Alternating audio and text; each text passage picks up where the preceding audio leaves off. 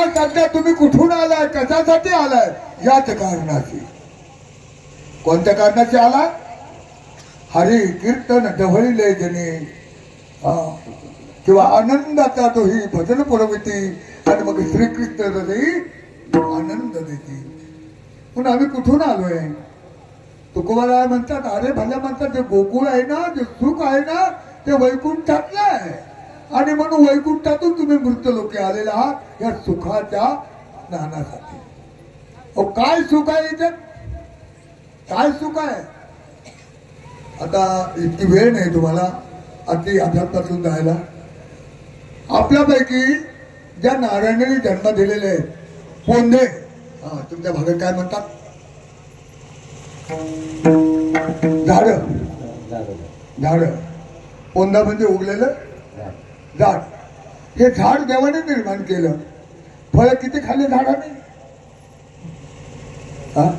पशुने देवाने निर्माण केले. किती बंगले बांधले? गाईनं दूध आपल्या मुलांसाठी दिलं. किती वेळा तुमच्याकडे अर्ज केला की माझ्या मुलीचं लग्न करा? कुत्र्याने केव्हा सांगितलं तुम्हाला माझ्या लग्नाला आमंत्रण द्या? मग कोणा सांगितलंय? कुणा सांगितले? दुर्लभो मनुष्य देहनाम क्षणभंगूर. हा मिळालाय मंडळी, पुन्हा मिळणारा. आंधळ भीक मागीत बसलं. आंधळ भीक मागत बसलं आणि टाळी वाजवता कावला आला. तो खायासाठी आला, पण नेमका आंधळ्याच्या टाळी सापडला. हा कावला माया रुपये आंधळ्याचा टाळी सापडला. टाळी तेवढं त्या राजाला घाता रोग. हाकीम वैद्यांनी सांगितलं की कावळ्याच्या पखाडी जर औषध लावलं तर तुझा रोग गेल्याशिवाय. सगळे दुनिया हिंडली. ते म्हणले की रे, पंढरपूरची वारी फार मोठी आहे आणि पंढरपूरला आपण गोपालपुराकडे जर गेलो ना तर आपल्याला याचा फायदा. आणि म्हणून तो गोपालपुराकडे जात असताना नेमकं त्या आंधळ्याचा जो ते कावळं बघलं होतं. त्या राजाने विचारलं, अरे याची किंमत? म्हणलं कोण आहे? म्हणजे राजा आहे. मग तुम्हाला कळत नाही का? काय सांगावं? राजा म्हणला, तू आंधळा आहे, तुला 1 लाख रुपये देतो. राजे, तुम्हाला काय आवडलंय का? तुम्ही राजे आहात. 2 देतो. तुम्हाला आवडले का? 3 देतो. 5 देतो. राजा म्हणला, का रे असे किती कावळे धरले? तो म्हणे, तुम्हाला काय वाटतं मी एकच कावळा धरला का? कसा धरला? असा टाळी वाजायला गेला, कावळा निघून. तसा हा कावळा कधी निघून जाईल याचा भरोसा. आणि म्हणून तुकोबाराय म्हणतात, गोकुळ रूपी आलेल्या धर्मामध्ये शरीरामध्ये सुख आहे, आनंद आहे. गोकुळीच्या सुखा अंत पार नाही लेखा. इतर जन्माचा विचार केला तर इतर जन्मामध्ये कुठलाही स्वार्थ नाही आणि काही ज्ञान नाही कोठे. आणि काही ज्ञान नाही कोठे. आणि काही ज्ञान नाही कोठे.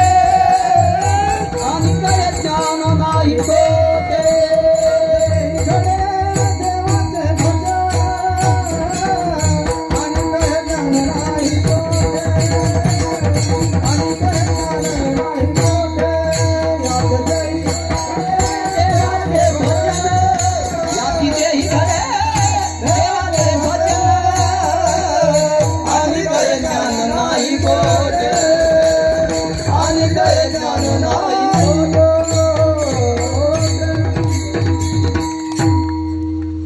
आणि काम नाही बरं का, एकच आहे. भज गोविंदम परमानंदम. पराची पसंती नाम हरीच्या घेती आणि मुक्त स्थिती वैकुंठाची. तुकोबारायने सगळ्या माथ्यातून गाथा लिहिला मंडळी. बारीक आहे का? तुकोबारायने काय केलं? माथ्यातून गाथा निघाला. पण आमचं माथा इतका वाईट आहे की आयता गाठ्यात असणारा भंडारा, सोनं चांदी रूप पित्तळ हे गाठ्यात आहे, पण आमचा जो गाठा माथा हा डोक्यात नाही. आम्हाला तुकाराम महाराजांचे 5 अभंग सुद्धा पाठ होत नाही. हे आमचं मागच्या जन्माचं पाप आहे.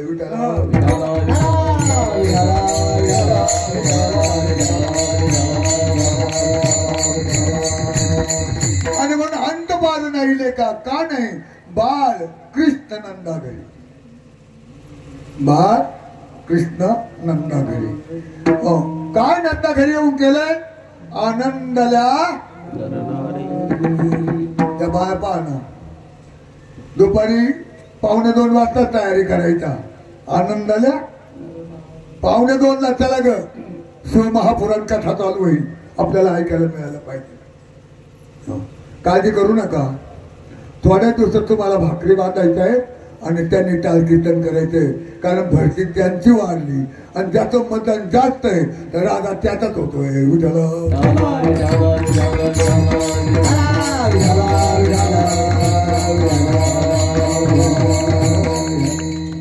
बाळ आणि कृष्ण नंदाच्या घरात आहेत आनंदाला नडणारी. अहो पण आनंद झाला आनंदाचा प्रबोधक झालाय आनंदाचा आनंद झालाय आनंदाचा कल्याण खंड निर्माण झालाय पण कशामुळे. आणि मग आम्ही काय करायचंय साधारण गावात मंत्री यायचंय मंत्री तर लोक तोरंगणं लावतात फटाकडे वाजवतात. आता मोक्षाचा मंत्री आमच्याकडे येणार आहे मग काय केलं पाहिजे गुढी गुढिया तोरणे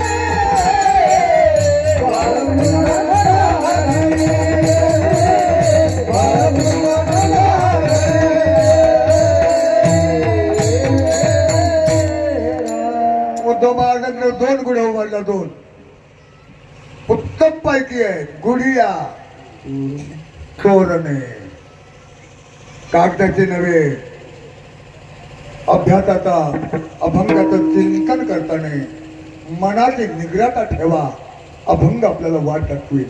गुढिया तोरणे काय करतात करती कथा गाती गाणे कोणीही गात ना कोणीही गात ढोलकीतून तो गाणं नाही होत का किती गोड आहे ढोलकीतून तुण्याचं गाणं आम्ही जरी पाहिलं नाही पण तो ऐकून आहे.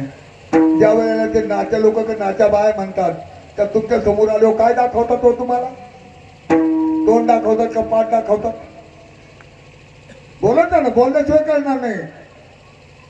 काय दाखवतात बाबा पाठ दाखवतात ना किती घाणे पहा म्हणतात.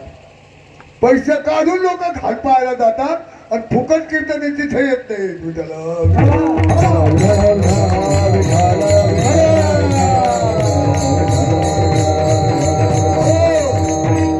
कथा त्या कुळाच्या व्यथा जे घालवतात याचं नाव आहे कथा. गाणं एक गंमत सांगू का गंमत. एक आधीचं नातू खूप लाडकं होतं आधीचं नातू कारण मला अभंगाकडे जायचंय मी मान्य करतोय खूप लाडकं होतं. ते कुठे गेले की आधी त्याला कडेवर घेऊन जायचं आणि ते रडायला लागलं का मला लघवीला जायचं. आजी म्हणायची माझ्या कानात सांग काय म्हणायची आजी माझ्या कानात सांग. एक दिवस अशी बदली झाली आजी राहिली घरी आणि आजोबा गेला कीर्तनाला घेऊन टाकला. तेवढं त्याला आलीस तू तो म्हणे बाबा मला गाणं आलं.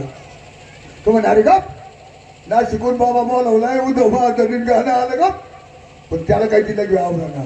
तो म्हणे बाबा मला गाणं आलं. त्याला म्हणे आता उठायची पंचायती तुला गाणं आलं ना सांग माझ्या कानात. अहो केली त्याने चेंडीवरून सांगितलं ना मला त्या कानामध्ये विठ्ठल